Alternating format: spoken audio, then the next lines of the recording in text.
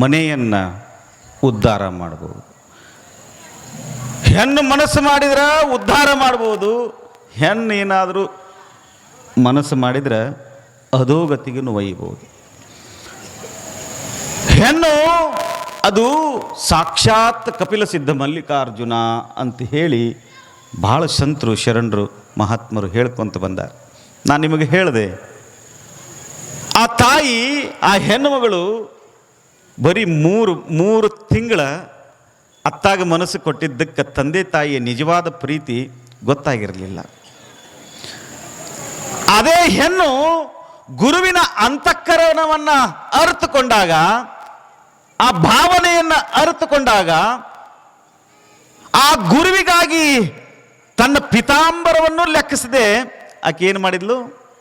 ದಾನ ಮಾಡಿದ್ಲು. ನೋಡ್ರಿ ವ್ಯತ್ಯಾಸಗಳು ಹೆಂಗದವ ಹೇಳ್ತೆ. ಅಲ್ಲಿ ಕೂಡ ಹೆಣ್ಣಿದೆ, ಇಲ್ಲಿ ಕೂಡ ಹೆಣ್ಣಿದೆ. ಹೆಣ್ಣು ಮಗಳು ಅರಿಯುವಂಥ ಆ ಅಂತರಂಗದ ಮನಸ್ಸಿದೆಯಲ್ಲ, ಆ ಮನಸ್ಸನ್ನು ಇವತ್ತಿಗೂ ಯಾರಿಗೂ ಹಿಡಿಯೋಕ್ಕಾಗಿಲ್ಲಂತ.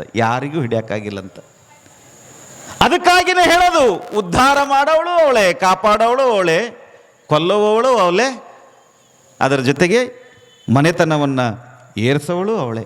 ಅದಕ್ಕೆ ಹೆಣ್ಣನ್ನು ಯಾವಾಗಲೂ ನಾವು ಏನು ಮಾಡಬೇಕು ಅಂತಂದ್ರೆ ಪೂಜ್ಯನೀಯ ಸ್ಥಾನದೊಳಗನ ನೋಡ್ಕೋಬೇಕಂತ. ಹಾಗೇನೆ ಒಬ್ಬಾಕಿ ಹೆಣ್ಮಗಳು ಮನಸ್ಸು ಮಾಡಿದ್ಲು ನೋಡ್ರಿ. ಒಬ್ಬಾಕಿ ಹೆಣ್ಮಗಳು ಮನಸ್ಸು ಮಾಡಿದ್ಲು. ಮನಸ್ಸು ಮಾಡಿದರೆ ಏನಾಗತ್ತೆ ಅಂತ ಹೇಳ್ತೀನಿ.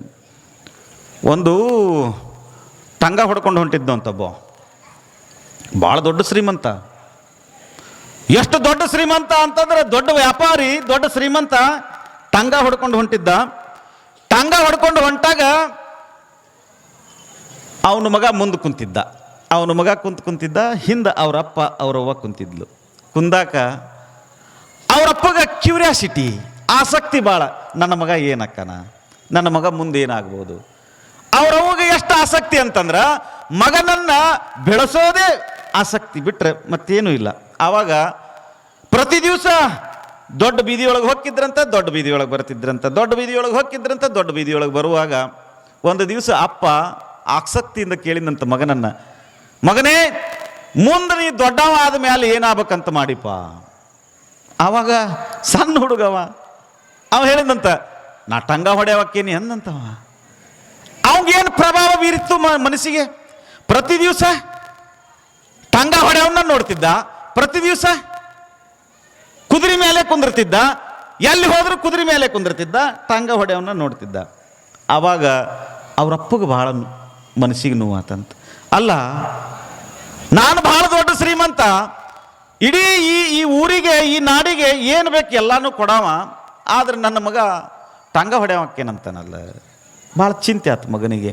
ಆವಾಗ ಅಲ್ಲೇ ಬೇದವ, ಯಾರು ಅಪ್ಪ ಬೇದ ಅವನಿಗೆ. ಏನು ಬೇದ ಅಂದ್ರೆ, ಅಲ್ಲಲೇ ನೀ ನನ್ನಂಗಾಗು, ನನ್ನಂಗಾಗಿ ಎಲ್ಲರಿಗೂ ಏನು ಬೇಕು ಎಲ್ಲ ನೋಡ್ಕೋ, ನಿನ್ನ ಭಾಳ ದೊಡ್ಡ ಮನುಷ್ಯ ಆಗಬೇಕು, ನಿನಗೆ ದೊಡ್ಡ ಆಸ್ತಿ ಐತಿ, ರೊಕ್ಕ ಐತಿ, ರೂಪಾಯಿ ಐತಿ, ಎಲ್ಲ ಅದಾವು, ನೀ ಹಿಂಗಾದ್ರೆ ಹೆಂಗೆ ಅಂದಾಗ ತಾಯಿ, ಬಿಡ್ರಿ, ತಾಯಿ ಕರಳು ಹೆಂಗೈತಿ ನೋಡು, ಬಿಡ್ರಿ.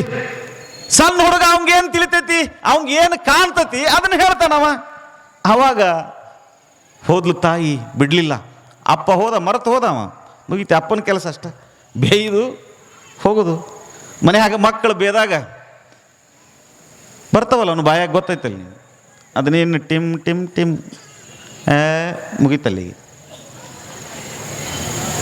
ತಾಯಿ ಹಂಗಲ್ಲ, ಬಾ ನಿಮ್ಮ ಅಪ್ಪ ಹಂಗವ, ಅವ ಹೊರಗೆ ಅಡ್ಡಾಡಿ ಬಂದಿರ್ತಾನಲ್ಲವ, ಅವಂಗ ತಲೆ ಭಾಳ ಕೆಟ್ಟಿರ್ತೈತಿ, ನೀ ಏನು ತಲೆ ಕೆಡಿಸ್ಕೊಬೇಡ, ಬಾ ಒಳಗೆ ಅಂತಿರ್ತಾನ. ಯಾರು?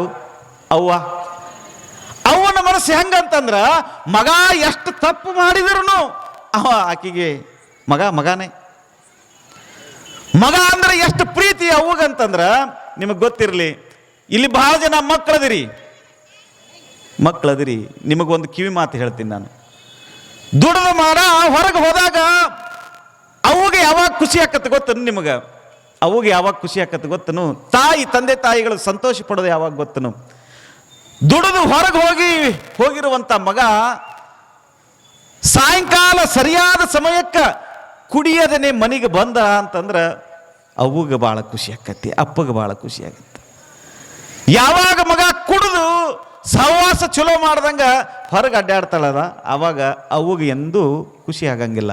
ಕಾಯ್ತಿರ್ತಾಳಕ್ಕಿ, ನನ್ನ ಮಗ ಯಾವಾಗ ಬರ್ತಾನೆ, ನನ್ನ ಮಗ ಯಾವಾಗ ಬರ್ತಾನಂತೇಳಿ. ನೋಡ್ರಿ ಇಲ್ಲಿ ಏನಾಗಿತ್ತು ಅಂತಂದ್ರೆ, ಟಾಂಗ ಹೊಡಿತೀನಿ ಅಂದಿದ್ನಲ್ಲವ, ಯಾವಾಗ ಅವ ಟಾಂಗ ಹೊಡಿತೀನಿ ಅಂದಿದ್ನಲ್ಲ ಅವಾಗ ಅದನ್ನ ತಲೆಯಾಗಿಟ್ಕೊಂಡಿದ್ಲು ತಾಯಿ. ಬಂದು ಮಗನಿಗೆ ಎಂತಹ ಸಂಸ್ಕಾರವನ್ನು ಕೊಡ್ತಾಳಂತಂದ್ರ, ದೇವರ ಮನೆಯೊಳಗೆ ಕರ್ಕೊಂಡು ಹೋದ್ಲಂತಕ್ಕಿ. ಎಲ್ರಿ? ದೇವರ ಮನೆಯೊಳಗೆ ಕರ್ಕೊಂಡು ಹೋಗಿ ದೇವರ ಮುಂದೆ ನಿಂದ್ರಿಸ್ಕೊಂಡು, ಮಗ ನೀನು ನಿಮ್ಮ ಅಪ್ಪ ನಿನಗೆ ಪ್ರಶ್ನೆ ಕೇಳಿದಾಗ ನಿನಗೆ ಮನಸ್ಸಿಗೆ ಭಾಳ ನೋವಾಗಿತ್ತು, ಅವ ಭೇದ, ಇನ್ನೇನು ಹೇಳಲ್ಲ, ನೀ ಏನಾಗ್ಬೇಕಂತ ಮಾಡಿದಿ? ಭಾಳ ಖುಷಿಯಿಂದ ಹೇಳಿ, ನಾ ಟಂಗ ಹೊಡೆಯವ ಆಗ್ಬೇಕಂತ. ಇನ್ನೇನು ಹೇಳಲ್ಲ ಅಂತ ಓಕೆ, ನಾ ಟಂಗ ಹೊಡೆಯವ ಆಗ್ಬೇಕು ಅಂತ. ಮಗನೇ, ನೀ ಟಂಗ ಹೊಡೆಯವಲ್ಲ, ಟಂಗ ಹೊಡೆಯವಲ್ಲ, ಹಾಗಾದ್ರೆ ಇಂಥ ಟಾಂಗ ಹತ್ತಬಾರದು ನೀ ಟಾಂಗ ಹೊಡೆದ್ರ ಇಡೀ ಜಗತ್ತ ನಿನ್ನ ಕಡೆ ನೋಡಬೇಕು, ನೋಡಿಲ್ಲಿ ಅಂಥೇಳಿ ಒಂದು ಫೋಟೋ ತೋರಿಸಿದ್ಲಂತ. ಇಲ್ಲಿ ಒಬ್ಬವ ಟಾಂಗ ಹೊಡ್ಯಾಕತ್ತಾನ, ಹಿಂದೊಬ್ಬವ ಬಿಲ್ ಹಿಡ್ಕೊಂಡು ನಿಂತಾನ, ಯುದ್ಧಕ್ಕೆ ಹೊಂಟಾನ, ಇವನು ಸನ್ನದ್ಧನಾಗ್ಯಾನ. ಎಲ್ಲಿ? ಅಲ್ಲಿ ಕುಂತಾವ ಶ್ರೀಕೃಷ್ಣ ಪರಮಾತ್ಮ. ಅವನು ಕೂಡ ಒಂದು ದಿವಸ ಟಾಂಗ ಹೊಡೆದ. ನೀ ಟಾಂಗ ಹೊಡೆಯುವಂಗ ಆಗಿದ್ರ ಶ್ರೀಕೃಷ್ಣ ಪರಮಾತ್ಮ ಧರ್ಮಕ್ಕಾಗಿ ಟಂಗ ಹೊಡೆದನಲ್ಲ, ನೀನು ಹಂಗ ಟಂಗ ಹೊಡಿ, ನನ್ನ ಮನಸ್ಸು ಬಹಳ ಸಂತೋಷ ಆಗಿ ಹೋಗುತ್ತೆ ಅಂತ ಹೇಳಿ ತಾಯಿ ಹೇಳಿದ್ಲಂತೆ. ಮನಸ್ಸನ್ನ, ಮಕ್ಕಳನ್ನ ಹೇಗೆ ದಾರಿಗೆ ತರುದು ಅನ್ನುವಂಥದ್ದು ತಾಯಿಗೆ ಗೊತ್ತಿದ್ರೆ ಮುಗಿದು ಹೋತ್ರಿ, ಮಗನನ್ನ ಎಲ್ಲಿವರೆಗಾದರೂ ಒಯ್ಬೋದು. ಹೇಳಿದ್ಲಂತಕ್ಕೆ, ಮಗನೇ ನೀನು ಟಾಂಗ ಹೊಡೆಯುವಂಗಿತ್ತು ಅಂತಂದ್ರ ಇಂಥ ಟಾಂಗ ಹೊಡಿಬೇಡ. ಶ್ರೀಕೃಷ್ಣ ಪರಮಾತ್ಮ ಧರ್ಮದ ಉಳಿವಿಗಾಗಿ, ಧರ್ಮಕ್ಕಾಗಿ ಯುದ್ಧವನ್ನ ಸಾರುವಾಗ ಅರ್ಜುನನ ರಥವನ್ನ, ಕುದುರಿನ, ಟಾಂಗನ ಹೊಡೆದದ್ನಲ್ಲ, ಹಂಗ ನೀನು ಮುಂದೆ ಒಂದು ದಿವಸ ಈ ಭಾರತ ದೇಶದ ಧರ್ಮದ ಚುಕ್ಯಾನೆಯನ್ನು ಹಿಡಿದು ಭಾರತ ದೇಶದ ಸಂಸ್ಕೃತಿಯನ್ನ ವಿದೇಶದೊಳಗೆ ಎತ್ತಿ ತೋರಿಸಬೇಕು. ಹಂಗ ನೀ ಏನಪ್ಪಾ ಅಂತಂದ್ರೆ ಧರ್ಮದ ಆ ಟಾಂಗ ಹೊಡಿಬೇಕು ಅಂದಾಗ ಅವನು ಬೇರೆ ಯಾರು ಅಲ್ಲ, ಸ್ವಾಮಿ ವಿವೇಕಾನಂದರು ಮುಂದೆ ಆದರು. ಅವರೇ ಸ್ವಾಮಿ ವಿವೇಕಾನಂದರು. ತಾಯಿ ಮನಸ್ಸು ಮಾಡಿದ್ರ, ತಾಯಿ ಮಕ್ಕಳಿಗೆ ಸಂಸ್ಕಾರವನ್ನು ಕೊಟ್ಟರೆ ಏನಾಗುತ್ತೆ ಅನ್ನೋದಕ್ಕೆ ಹಲವಾರು ಉದಾಹರಣೆಗಳನ್ನು ನಾವು ಕಾಣ್ತೇವೆ. ಅದೇ ತಾಯಿ, ಅದೇ ಹೆಣ್ಣು ಮಗಳು 3 ತಿಂಗಳು ಬರೀ ಬ್ಯಾರೆದವಂಗ ಮನಸ್ಸು ಕೊಟ್ಟಿದ್ದಕ್ಕಾಗಿ ತಂದೆ ತಾಯಿಗಳ ಪ್ರೀತಿ ಅರ್ಥ ಆಗಿರಲಿಲ್ಲ. ಅದೇ ಹೆಣ್ಣು ಮಗಳು ಗುರುವಿಗಾಗಿ ತನುವ, ಗುರುವಿಗಾಗಿ ಮನವ, ಗುರುವಿಗಾಗಿ ಎಲ್ಲವನ್ನ ಅರ್ಪಿಸಿದ್ದಕ್ಕಾಗಿ ಬರೀ ಒಂದು ಮಳ ಬಟ್ಟಿ ದಾನ ಮಾಡಿದ್ದಕ್ಕೆ ತನ್ನ ಮಾನ ಹೋಗುವ ಹೊತ್ತಿನೊಳಗ ಭಗವಂತನೇ ಬಂದು ಅವಳಿಗೆ ಏನು ಮಾಡ್ದ? ಆಶೀರ್ವಾದ ಮಾಡ್ದ.